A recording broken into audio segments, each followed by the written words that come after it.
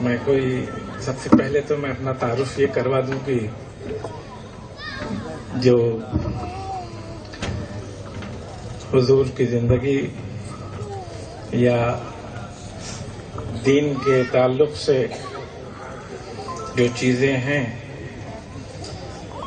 मेरी कोई तालीम इस तरह की नहीं। जो कुछ भी है वो जो आमतौर से लोग हासिल करते हैं वही है।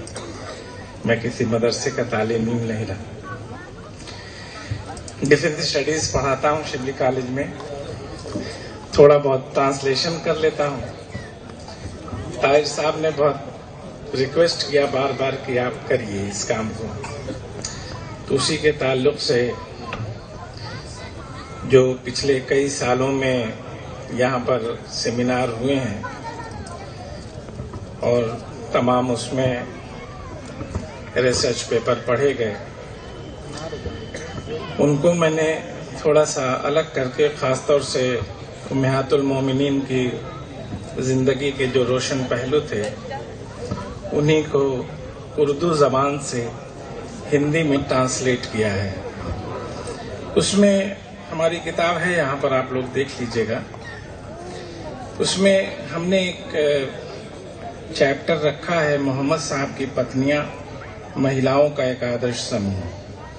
क्योंकि आम ख्याल ये रहता है कि बहुत सारी या एक ही घर में जब कई औरतें होती हैं तो उनमें आम तौर से बहुत पुरसुकून जिंदगी नहीं होती है। लेकिन जब हम अज़वाज मुतहरात का, उनकी जिंदगियों का जब मुताला करते हैं तो हमने पाया कि वहाँ किसी तरह का हसद या किसी तरह की जलन या किसी तरह की आपसी रंजिश का कोई एग्जाम्पल नहीं मिलता है। तो मैं उसी चैप्टर को यहाँ पढ़ना चाहूँगा। अगर कोई गलती होती है तो मुझको माफ़ फरमाइएगा, क्योंकि ये समझ लीजिए कि एक ऐसी फील्ड के बारे में मैंने लिखा है जिसमें मेरा कोई बहुत इल्मी दखल नहीं है। बिस्मिल्लाहिर्रहमानिर्रहीम। मोहम्मद साहब का, और ख़ास तौर से साहब आप लोग अभी तक इतनी अच्छी अच्छी उर्दू सुनते रहे हैं, तो इसके लिए भी माफ़ फरमाइएगा कि मैं हिंदी पढ़ने जा रहा हूँ, जो हो सकता है आप लोग के कान को नागवार गुजरे, उसके लिए भी माफ़ी चाहूँगा। मोहम्मद साहब का जीवन हम सभी लोगों के लिए एक आदर्श है तथा हमें उनसे सदैव प्रेरणा हासिल करते रहना चाहिए। इसी क्रम में जब हम उनके व्यक्तिगत जीवन के पहलू पर, जिसका संबंध उनकी पत्नियों के मध्य आपसी संबंधों से है, तो हमें बहुत असामान्य उदाहरण हमको मिलता है। महिलाओं के प्रति एक सामान्य धारणा यह होती है कि वे द्वेष और प्रतिद्वंद्विता की शिकार होती हैं और कई महिलाएं एक साथ शांति पूर्वक नहीं रह सकती। किंतु जब हम मोहम्मद साहब की पत्नियों का अध्ययन करते हैं और एक पत्नी का दूसरी पत्नी अर्थात अपनी सौकन के साथ उसके संबंधों का विश्लेषण करते हैं, तो पाते हैं कि एक ऐसा आदर्श और प्रेरणादायक उदाहरण हमारे सामने आता है जो आपसी विद्वेष और प्रतिद्वंद्विता से पाक है। मोहम्मद साहब के व्यक्तिगत और पारिवारिक जीवन का उल्लेख करने वाली पुस्तकों में इस प्रकार के असंख्य उदाहरण मौजूद हैं जहां इन पत्नियों ने अपने क्रियाकलाप और व्यवहार से एक ऐसा उदाहरण प्रस्तुत किया जो कि न केवल असामान्य है अपितु आने वाली नस्लों के लिए एक अनुकरणीय है। एक दूसरे के प्रति प्रेम, सौहार्द, आपसी मेल मोहब्बत के इसी उदाहरण के फलस्वरूप उम्महातुल मोमिनीन को एक सामूहिकता के दृष्टिकोण से देखा जाता है, क्योंकि इन महिलाओं ने एकता पर बल दिया और एक साथ बिना किसी स्पर्धा के अपने पति पैगंबर मोहम्मद साहब की सेवा और दीन को बढ़ाने में सहयोग और अपना योगदान दिया।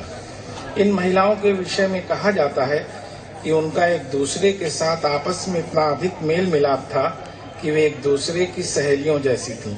एक दूसरे का सुख दुख साझा करना, समस्याओं को मिलकर हल करना। जब आपस में एक दूसरे के विषय में बातचीत करती तो सहेली या हमजोली शब्द प्रयोग करती थीं, क्योंकि वे आपस में एक दूसरे की बहुत ही करीब थीं। वे निरंतर एक दूसरे के संपर्क में रहती तथा एक दूसरे की इच्छाओं और आवश्यकताओं का ध्यान रखती थीं तथा आपसी हितों की रखवाली भी करती। वे आपसी संबंधों को मधुर बनाने के लिए एक दूसरे से मुलाकात करती हैं और एक दूसरे का सुख दुख साझा करती हैं। वे अलग अलग समूह में मोहम्मद साहब के बिना और उनके साथ सभी प्रकार की भेंट मुलाकात के उदाहरण मिलते हैं। मोहम्मद साहब अपनी पत्नियों के मध्य संतुलन बनाए रखने के लिए बारी बारी से सभी के यहाँ रुका करते थे। ये पत्नियां अपनी निजी समस्याओं और कठिनाइयों को मोहम्मद साहब की बारी के हिसाब से जब वे उनके पास आते तो उनको अवगत कराती। इस प्रकार के उदाहरण भी मिलते हैं कि जब कोई इस प्रकार की समस्या आती जिसका सामना सबको होता तो वे आपस में तय करके किसी एक का चुनाव करती कि आज रसूलुल्लाह के सामने सब लोगों की बात कौन रखेगा और कौन सबका प्रतिनिधित्व करेगा। हजरत उम्मे सलमा और हजरत आयशा इन दोनों लोगों के प्रतिनिधित्व का उदाहरण सर्वथा सीरत की पुस्तकों में मिलता है। मोहम्मद साहब जब कोई नया निकाह करते और इसकी सूचना वे अपने अन्य पत्नियों को देते तो वे सभी इस शुभ अवसर पर अपना शुभकामना देती और नवागत पत्नी का गर्मजोशी से स्वागत करती तथा अत्यंत प्रेम और सहृदयता से आदर पूर्वक उसे समूह में सम्मिलित करती। आपसी मेल मिलाप और निकटता का उदाहरण हजरत आयशा से रवायत किया हुआ मिलता है। वो बयान करती हैं कि नबी मोहम्मद साहब घर में बैठे थे और उनकी एक तरफ हजरत सौदा बैठी थी। मैंने रसूलुल्लाह के लिए सालन बनाया था। मैंने सौदा से कहा कि तुम भी खाओ। सौदा ने कहा मुझे ख्वाहिश नहीं है। मैंने कहा खाओ वरना भी ये तुम्हारे चेहरे पर मल दूंगी। सौदा ने नहीं खाया। मैंने अपने हाथों में सालन लगाया और उनके चेहरे पर मल दिया। आप रसूलुल्लाह हंसने लगे। फिर आपने सौदा के हाथ पर सालन लगाया और कहा कि तुम आयशा के चेहरे पर मल दो। इसके बाद आप फिर हंसने लगे। इतने में बाहर से हजरत उमर की आवाज आई। इस पर मोहम्मद साहब ने हम दोनों से कहा उठो जल्दी जाकर बाहर मुंह धो लो। इस घटना के विवरण से हमें यह संदेश मिलता है कि दोनों शौकनों के बीच किस प्रकार का मनमोहक संबंध था जिसमें किसी शिष्टाचार के लिए कोई स्थान नहीं था। शिष्टाचार का मतलब तकल्लुफ होता है।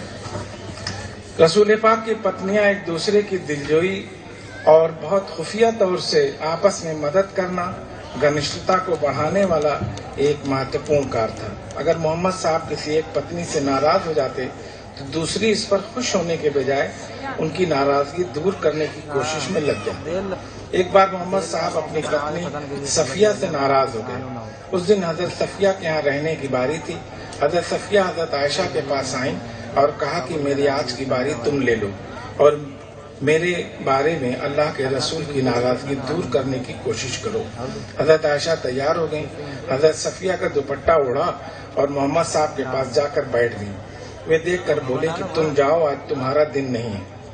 इस पर हजरत आयशा ने कहा कि ये अल्लाह का फजल है, जिसे चाहता है उसे देता है। इसके बाद पूरी बात बताई तो अल्लाह के रसूल की नाराजगी दूर हो गई और आप हजरत सफिया से राजी हो गए। इन आदर्श महिलाओं के समूह का एक मुख्य कार्य ये भी था कि वे मिलकर समाज में कोई बुराई या गलत धारणा का प्रचार प्रसार हो रहा हो तो उसे रोकने का प्रयास करते हैं। इसके अलावा यदि ये पता चलता कि कहीं गृह कला या दंपतियों में मेल नहीं है, दंपति का मतलब हस्बैंड और वाइफ में, या पति अपने उत्तरदायित्व का निर्वाह ठीक से नहीं कर रहा है तो उसका ध्यान रखना और उनके संबंधों को मधुर बनाने के लिए प्रयास करना आदि भी था।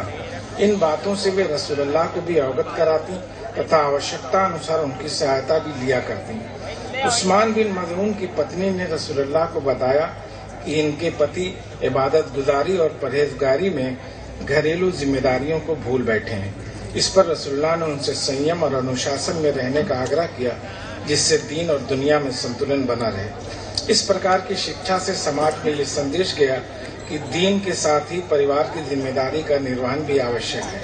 ये जो नेक बीवियां थीं, इनके द्वारा ये एक बहुत ही सकारात्मक प्रयास किया गया। रसूलुल्लाह की पत्नियों के मध्य सदैव इसकी होड़ लगी रहती थी कि वे अपने पति मोहम्मद साहब की कितनी अधिक सेवा करें। इस सेवा के जज्बे में वो आपस में एक दूसरे से इस मुकाबले में आगे निकल जाना चाहती थी, लेकिन इस स्पर्धा में किसी प्रकार की आपसी खींचतान या एक दूसरे को नीचा दिखाने की कोई नियत नहीं रहती थी। एक बार की घटना का विवरण मिलता है कि रसूलुल्लाह ने हजरत ज़ैनब बिन जहश से पूछा कि आयशा के बारे में तुम्हारा क्या ख्याल है। उन्होंने कहा, मेरे देखने सुनने की खैर है, अल्लाह की कसम मैंने इनके अंदर भलाई देखी है और सिर्फ भलाई देखी है, भलाई के सिवा कुछ नहीं देखा। दूसरी तरफ हजरत आयशा भी हजरत ज़ैनब के बारे में कुछ इसी प्रकार का विचार प्रकट करती हैं। मैंने दीनदारी में, खुदा तरसी में, साफ गोई में, दूसरों की मदद करने में, सदका खैरात और अल्लाह से करीब होने की खातिर खुद को मिटा देने में ज़ैनब से बढ़कर किसी और महिला को नहीं देखा।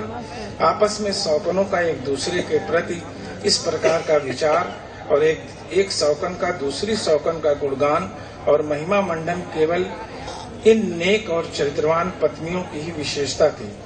यहीं पर हजरत जुवैरिया के विषय में हजरत आयशा का वो प्रसिद्ध वाकया जिसमें फरमाती हैं, हमने ऐसी कोई औरत नहीं देखी जो अपनी कौम के लिए जुवैरिया से बढ़कर उपकार करने वाली हो, जिसने व्यक्तिगत व्यवहार कुशलता से अपने खानदान वालों को गुलामी की जंजीर से मुक्त कराया। हजरत आयशा से रवायत है कि जो एक दूसरी सौकन हजरत मैमुना के बारे में है, फरमाती हैं, हमारे दरमियान वो सबसे बढ़कर अल्लाह से डरने वाली और संबंधों का हक अदा करने वाली थी।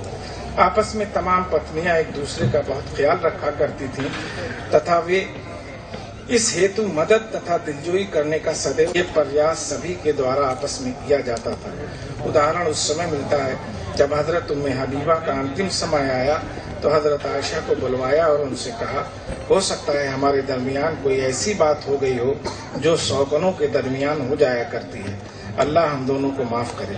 हजरत आयशा ने भी इसी तरह की भावनाएं व्यक्त की। इस पर उन्होंने हजरत आयशा से कहा, आयशा तुमने मुझे खुश कर दिया, अल्लाह तुमको खुश रखे। इसके पश्चात उन्होंने हजरत उम्मे सलमा को बुलवाया और उनके सामने भी इसी प्रकार की बातें की। इन पवित्र सौकनों का आपस में कितना गहरा संबंध था, इसकी कल्पना उपरोक्त विवरण से की जा सकती है।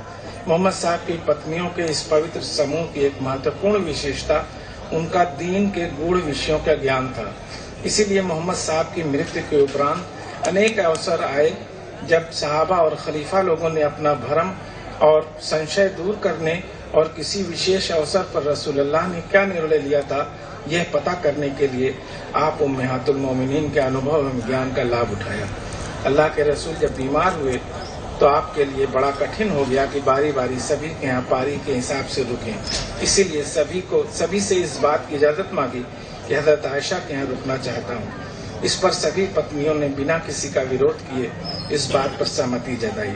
इस प्रकार हजरत आयशा के हुजरे को इसका अवसर मिला कि रसूलुल्लाह अपने जीवन का अंतिम समय वहाँ गुजारे।